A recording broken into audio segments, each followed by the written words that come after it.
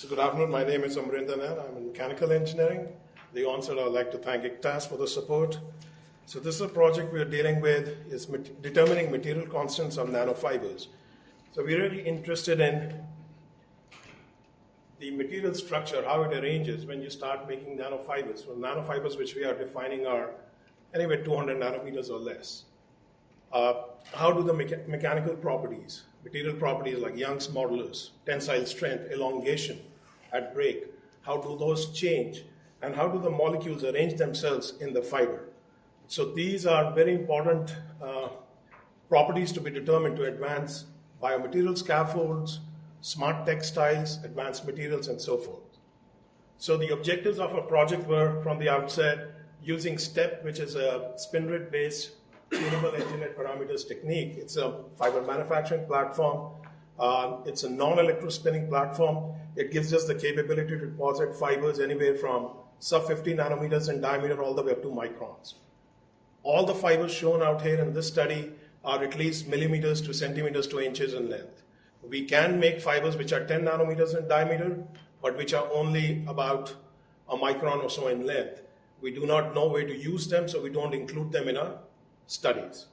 So the objectives are, first of all, the co-PI for this is Bob Moore, and he came in from the polymer chemistry, physical chemistry aspect of the things.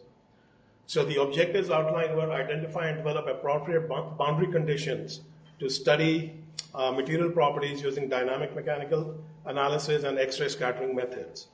So we wanted to look at, are we getting for an amorphous polymer system like polystyrene, when you start making fibers which approach 100 nanometers or lower in diameter, do you start seeing short chain ordering at single fiber level?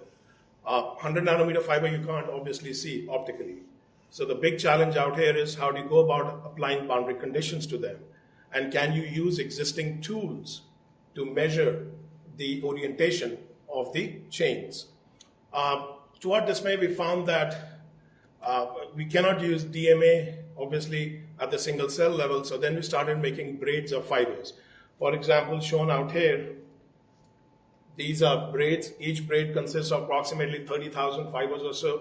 So we made braids with differing twist numbers. So if you increase the number of twists for the braids, obviously the mechanical forces increase. What we found, which was very interesting for the first time, was that beyond a certain number of twist angle, the internal structure of the braid was very different, and that led to the decrease in the mechanical property. So the braids were internally fusing together, and thus there was loss of mechanical property. We could not get, not shown out here is our attempts at DMA and the X-ray scattering. We are still working on developing those techniques to look at single fiber and also braids of fiber. The second part of the project was develop an integrated approach to characterize a single fiber for its mechanical properties. So as shown out here, play this movie for you, Doug. So what is shown out here is an AFM probe, and this is a TEM grid, and this is a single fiber that is suspended across the TEM grid. I come with the AFM in the lateral mode, and at different strain rates, I can break the fiber.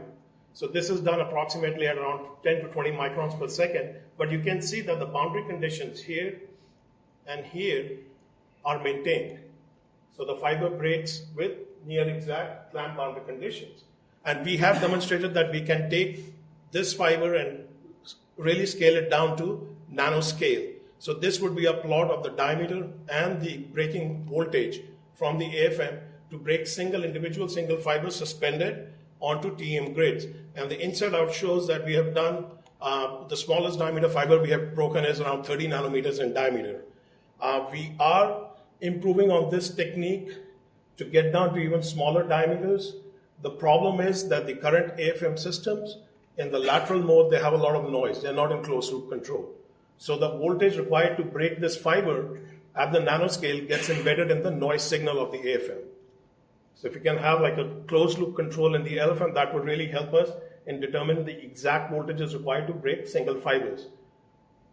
The very interesting thing that we also observed from this was that you can have two different ways in which you can break the fiber. If you go very slowly, the fiber deforms plastically, and it will keep on elongating, and it will actually not break. At very high strain rates, the fiber instantaneously breaks. So that's what we call it as an elastic response. And you can't see it probably out here, but this would be a fiber that broke elastically. And these individual little ones that you see out here are plastically deformed fibers. The next interesting thing we saw at high molecular weights was slippage occurring. So this is a fiber, this is the original diameter, and then when you apply a deformation in the lateral mode, you see this tube formation occurring. So this we think is that the chains inside the fiber are slipping, and that is also a function of the strain rate and also the molecular weight. We don't see this at low molecular weights. We don't see this in PMMA. We see this in polystyrene. So we want to examine this more in detail. So our planned experiments are that we want to keep the same number of molecular entanglements, have different molecular weights. That way we get we get fibers of same diameter for different molecular weights. Now you want to come and break them. Then it will give you an idea on the effect of molecular chain on the tensile strength of the fiber. So the third goal of the project was to develop isodiametric design space and hierarchical assemblies from that. Isodiametric, by the word itself, isodiameter is lines of constant diameter. So we developed this platform in which these vertical lines that you're seeing, they're ranging from 80 nanometers all the way up to 800 nanometers. So these lines are lines of constant diameter.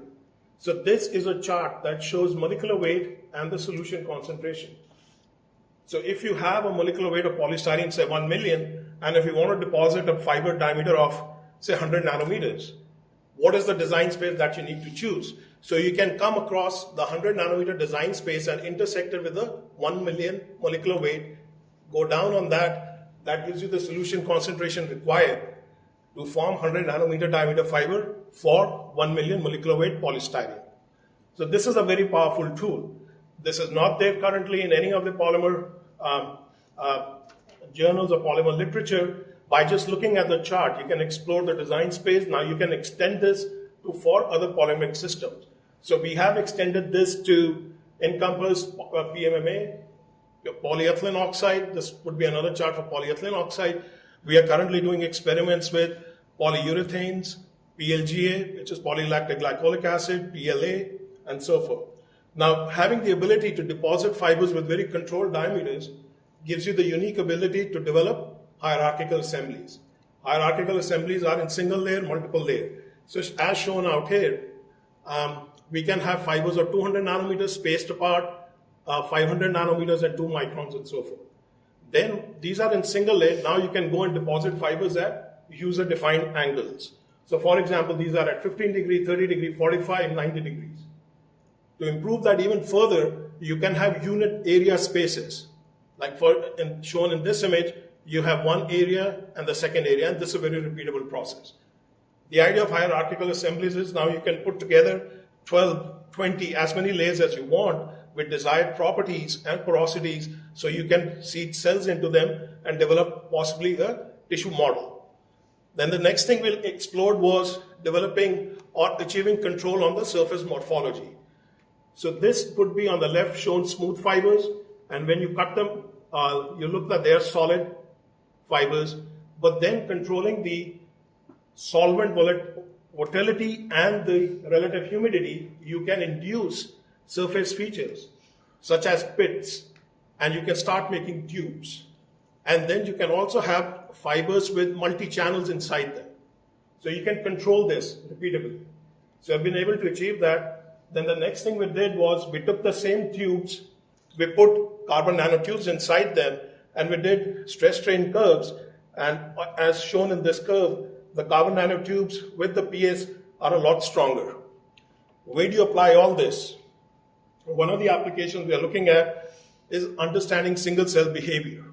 What is the elasticity of a single cell? If a cell spreads, if you can control the spread area, does the cell modulate its elasticity?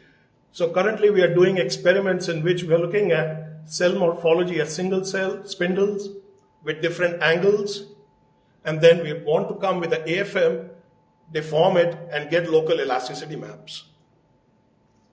So that gives the objectives and where we have made progress. We have had several publications come out of this project, notably Polymer Journal from the Nature Publishing Group, Soft Matter, Journal of Inorganic Non-Metallic Materials, a New Journal of Chemistry.